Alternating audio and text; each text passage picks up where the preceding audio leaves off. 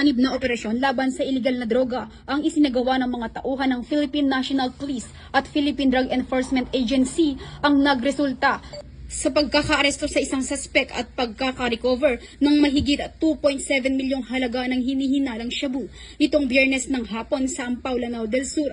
Nito lamang ikalima ng Setyembre taong kasalukuyan. Ayon sa ulat, bandang alas 3:30 ng hapon nang isagawa ng mga operatiba mula sa Bacolod, Calawi Municipal Police Station, 1st PMFC ng Lanao del Sur Provincial Office, RPDEU Bar, SOO Bar ng PNP DEG, 45th Special Action Company, 4th Special Action Battalion ng PNP SAF at PIDEA Lanao del Sur Provincial Office ang isang bypass operation sa naturang lugar.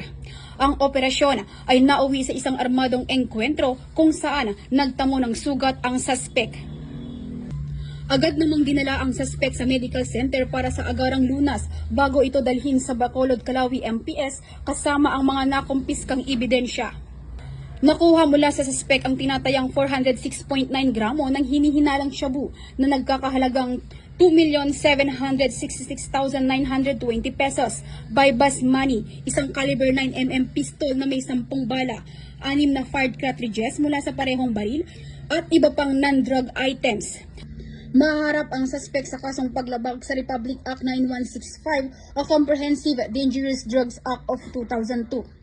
Sa isang pahayag, sinabi ni Acting Chief PNP Police Lieutenant General Jose Melencio C. Nartates Jr., ang matagumpay na operasyon na ito ay patunay na walang humpay na dedikasyon ng ating mga kapulisan at mga katuwang na ahensya sa pagpapatupad ng batas laban sa iligal na droga.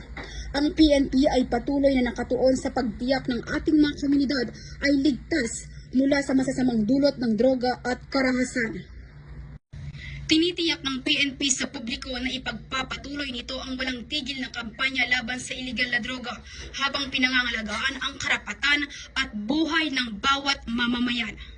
Mula rito sa rehiyon ng Bangsamoro, ako ang inyong Police News Network Correspondent, Patrolwoman Veronica Lagi, alagad ng batas, taga-taguyod ng Balitang Pulis.